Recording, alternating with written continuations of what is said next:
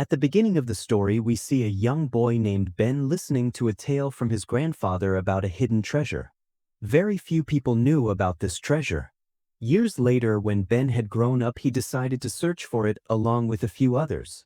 Based on his grandfather's story, Ben had a rough idea of where it might be. His grandfather had given him a note with a name written on it. Ben deduced that the name referred to an old ship. One of his friends, Riley, helped him track down the ship's location. As they set out to find the ship, Ben guessed that it must be buried beneath a thick layer of ice. They dug for hours and finally uncovered the ship. Ben shared the news with everyone and thanked Ian, their partner, who had funded the entire expedition. For years, people had mocked Ben and his family, calling them crazy for chasing a treasure no one believed existed. But now Ben and his team entered the ship. Inside, they found a room filled with crates of gunpowder. As they searched further, Ben discovered a dead body holding a box. Inside the box was a strange-looking pipe. Ben wondered what was so special about it that someone would die holding it. Then he noticed something written on the pipe. Using his own blood, he tried to decipher the writing. Once he understood the inscription, he realized it was another clue. Ian was not happy about this. Despite spending a fortune and months of effort, all they found was a clue. This made Ian furious. But Ben managed to solve the riddle hidden in the clue. He revealed that there might be an invisible map hidden behind one of the most important U.S. documents, the Declaration of Independence. Ben pointed out how difficult it would be to get access to that document, let alone find the map. Ian, without hesitation, said, "Then let's steal it." Ben immediately refused and said he wouldn't let that happen. Ian then ordered his man Shaw to point a gun at Ben. Still, Ian knew deep down that without Ben, no one could decode the rest of the clues. So he threatened to kill Ben's friend Riley. Before things could escalate further, Ben lit a flare and warned that if things didn't calm down, he'd throw it on the gunpowder. Everyone thought he was bluffing, but Ben threw the flare. Before it could hit the powder, Ian caught it, not realizing that some powder had gotten on his hands. His hand caught fire and he dropped the flare. It fell onto the gunpowder below. Realizing the ship could explode any second, Ian and Shaw fled the scene, leaving Ben and Riley behind. But at the last moment, Ben discovered a hidden door that allowed them to escape just in time. The entire ship exploded and Ian believed Ben and Riley had died. Back in the city, Ben and Riley went to the FBI headquarters and reported that someone was planning to steal the Declaration of Independence. No one believed them. So they visited the National Archives Museum where the document was kept. They tried to speak to Abigail, the director. When they told her about the map hidden behind the document, she didn't believe them either and thought they were making it up. As they left her office, the two paused to look at the document for a moment. Then Ben suddenly said, "We have to steal it to make sure Ian doesn't." Riley said stealing it was impossible. "Have you even seen the kind of security this place has?" he told Ben. He then took him to the library and explained in detail how tightly protected the document really was. But Ben had another idea: to trigger a situation where the document would be moved to the preservation room, which had far less security. Riley wasn't fully convinced by the plan, but he agreed to help Ben anyway. They began crafting the plan step by step. First, they needed Abigail's fingerprints, and then they had to find a way to get the codes for the preservation room. To do this, Ben sent Abigail a gift that had a special chemical coating. When she pressed the coat button, her fingerprints would stay on it. In the beginning, everything was going just as Ben had hoped. Meanwhile, Ian was preparing his own team. Planned to strike the museum during a formal dance party. On the night of the event, the document was indeed moved to the preservation room. Disguised as staff, Ben got inside the building without any issues. He changed clothes again and went to meet Abigail. She was shocked to see him. Ben lied, claiming he had made a huge donation to the museum. Taking advantage of the moment, he stole her champagne glass, which had her fingerprints. At the same time, Ian and his team had also entered the museum through an underground tunnel. Ben reached the preservation room, but when Riley was monitoring him through cameras, one of Ian's men cut off their access. Ben decided he would extract the document using the entire frame and take it down in a service elevator. As Ben emerged from the room, Ian and his team spotted him and were stunned. They thought Ben was dead. The moment they saw him, they opened fire, but Ben shielded himself with the Declaration of Independence itself. It was encased in bulletproof glass, which saved his life. Ben managed to get into the elevator with the document. Once inside, he removed it from its protective casing. As he was trying to exit, he noticed Abigail had begun to suspect him, realizing that Ben's name wasn't even on the guest list. He quickly hid in a museum storage room. When he tried to leave with the document, a cashier mistook it for a display copy which looked exactly the same and was up for sale. She told Ben, "You'll need to pay for that or I'm calling security." Not wanting to cause a scene, Ben swiped a card to pay. He didn't have much cash on him. As he tried to leave, Abigail spotted him and began following. The moment Ben loaded the document into the back of Riley's van, she caught up and asked what he was doing. When she saw the real document in Ben's hand, she realized what had happened and started shouting. Ben calmly handed the document over to her. Even so, as she began to alert the nearby police, Ian saw her holding the declaration. He ordered his men to chase after her. Ben tried to protect Abigail, but Ian's men overpowered him and took her with them. Meanwhile, the museum security discovered the theft and initiated full lockdown procedures. The FBI was notified right away. Inside the van, Ian demanded that Abigail hand over the document. She flatly refused. Suddenly, something appeared in front of the van, forcing the driver to swerve. The impact jolted everyone inside, and Abigail tried to use the moment to escape. She didn't get all the way out but managed to hang from the side of the van door. Ben and Riley, who were following close behind, saw what was happening and tried to catch up to help her. Just then, Ian successfully got the document from Abigail. But Ben saw his moment and Abigail was pulled into Riley's van just in time, saving her life. They quickly veered off the main road. But when Ian opened the document after stopping the van, he realized it was a fake. Ben had tricked them and escaped. Abigail was furious. In her eyes, Ben had stolen the document and now it might end up in a criminal's hands. But then Ben revealed the Real Declaration of Independence. He had also bought a replica in case something went wrong, so the genuine one would stay safe. Ben explained that he only took the document to keep it out of Ian's hands. Ian would stop at nothing to find the treasure. When Ben and Riley suggested using a special chemical to uncover clues on the back of the document, Abigail firmly refused. She feared it might damage the parchment. Riley tried to calm her down, saying they wouldn't actually use anything that could ruin it. However, all the tools and materials they needed were back at Ben's house, a place they now couldn't return to because the FBI had likely traced them there after Ben used his card at the museum. While parked in the van, Ben told them there were some essential items they would need to continue the treasure hunt.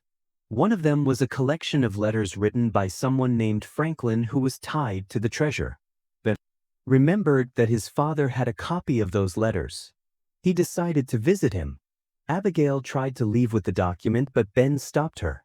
After a brief argument, she reluctantly agreed to stay. She too was now curious to find out what this treasure really was. Meanwhile, Agent Sadusky led a raid on Ben's house. They found many items related to Ben's research, including those same letters he had mentioned. Sadusky also told his team to track down Ben's family members for questioning. Soon Ben arrived at his father Patrick's house. Patrick greeted him with sarcasm, saying, "My only wish was that you'd visit me someday, but not because of this treasure." Ben laughed it off and replied, "Dad, I'm here to spend time with you, we'll bond and all. I just need those letters real quick and then we'll hang out." This irritated Patrick. He snapped, saying, "Haven't you learned anything from my mistakes? I wasted my entire life chasing this nonsense. You want to ruin yours too?" Patrick insisted the treasure never existed. It was a myth made up to distract enemies of the country, just a story passed down through generations. But Ben didn't take his words seriously. Later, when they examined the back of the document more closely, they discovered a sequence of codes that matched parts of the letters Ben had come for. When Ben asked again for the letters, Patrick said he had already donated them to a museum in Philadelphia. So Ben, Abigail, and Riley left right away to go retrieve them. Meanwhile, when the FBI reached Patrick's house, they found him tied to a chair. He said, "My son tied me up like this and took my car too." Agent Sadusky immediately ordered his team to trace the vehicle. At the same time, Ian had also figured out that the clue they found inside the ship was somehow linked to those letters. After a bit of digging, he discovered that copies of the letters were held at a museum in Philadelphia, and he headed there without wasting time. While Riley was trying to decode the message from the document, a young boy came up to him.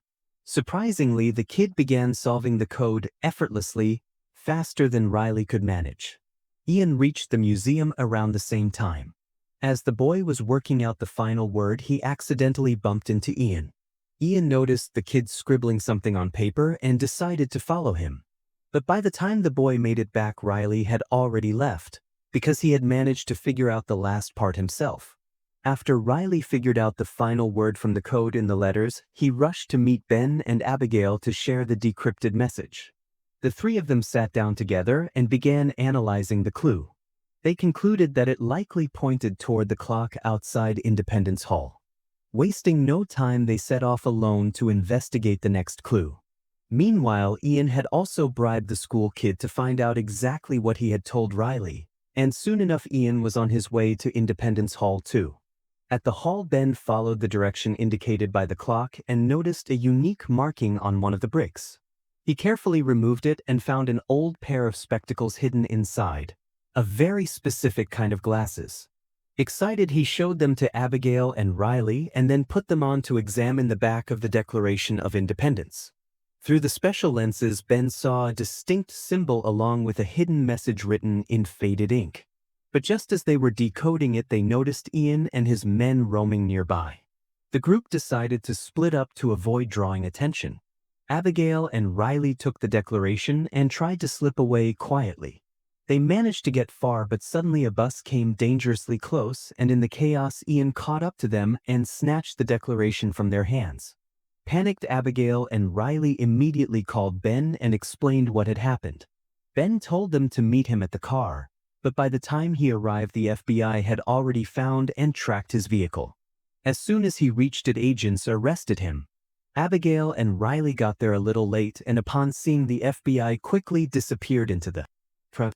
While in custody, Ben told Agent Sadusky the entire story, how Ian had stolen the Declaration, how they'd been solving one clue after another. When Sadusky examined the special glasses, Ben realized there might be another way to use them. Just then, Ben received a call from Ian. The FBI told him to answer on speaker. Ian threatened Ben, demanding he meet him in a public place with the glasses. If Ben tried anything or told the FBI, Ian warned his friends wouldn't survive. Not wanting to lose the chance to catch Ian, the FBI instructed Ben to go along with the plan. They placed agents all around the meeting spot. But it was all a setup. Suddenly, Ian's men appeared and freed Ben right from under the FBI's nose. On the way out, Ben learned from Abigail that she had made a deal with Ian to get Ben back, on the condition that Ben would now help Ian find the treasure. When Ian and Ben reunited, Ian returned both the Declaration and the old pipe they'd found on the ship. He demanded Ben give him the next clue. Ben initially claimed he didn't know anything, but Ian then revealed he was holding Ben's father, Patrick, hostage. With no choice left, Ben told him the symbol he had seen on the map was linked to a church. They soon reached the church, and once again Ben used the glasses to examine the map. This time a strange name appeared that none of them recognized at first. Then they realized it referred to a burial chamber beneath the church. Ian and his men quickly started heading down. Patrick quietly told Ben that they needed to find a way to escape Ian, because as soon as they outlived their usefulness, Ian would kill them. Just then Ian called out, demanding the next clue. Following the name on the map, they broke down a wall, revealing a dark tunnel stretching beyond. Ian told Ben to go ahead and lead the way. As they continued inside, they discovered an ancient underground chamber that hadn't been opened in years. There were wooden stairs and an old lift inside. Patrick warned everyone that the wooden stairs were dangerous and could collapse at any moment, since no one had been there in decades. But Ian forced everyone to go down anyway. As they were descending, some of the stairs suddenly collapsed. One of Ian's men fell and died in the accident. The structure was now breaking apart, and everyone else had to jump onto the lift to save their lives. The lift brought them down into an empty room. Ian, now impatient, demanded that Ben tell him where the treasure was. Ben pretended not to know anything. Furious, Ian threatened to leave them trapped there forever if Ben didn't talk. That's when Patrick spoke up and pointed to a lantern in the room. He claimed that the next clue was inside the lantern and mentioned that a similar lantern could be found in a church in Boston, suggesting the treasure might be there. Ian believed the story and left them behind, saying he would return after finding the treasure. Riley, now worried, said in frustration, "We're going to die here." But Ben and Patrick reassured him and Abigail that they had lied to Ian. The lantern clue was fake, just a distraction. They then searched further and discovered another clue leading them to a hidden chamber. But when they entered, it seemed like someone had already been there.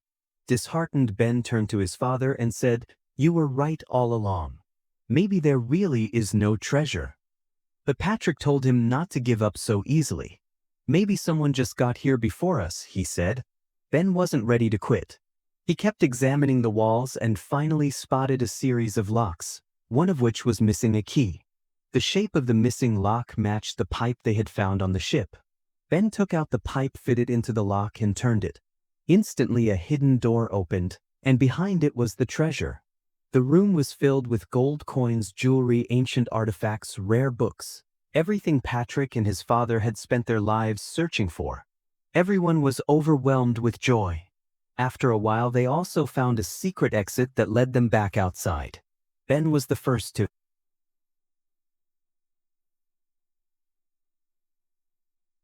emerge, where he met a passerby and asked to borrow a phone. He called Agent Sadusky and told him everything. He made it clear he didn't want any money for finding the treasure, but he did have some conditions. No action should be taken against Abigail. Ben and his family should receive credit for finding the treasure. Riley should get a share of the treasure. Most importantly, Ben should not go to jail. Sadusky agreed to all his conditions. Soon after, Ian was caught trying to break into the church in Boston. In the following days, the treasure was distributed to museums around the world. One day, the group got together to celebrate, but Riley was a little annoyed. He asked Ben, "Why did you turn down the reward from the government? There was so much money, could have taken something." Ben just smiled and didn't answer. As Riley got into his new luxury car, it was clear he had received a good share of the reward. After Riley drove off, we learned that Ben and Abigail got married. The story ends with them moving into their beautiful new home together. If you enjoyed the story, give it a like and subscribe to the channel. See you in the next video. Grinning face with smiling eyes.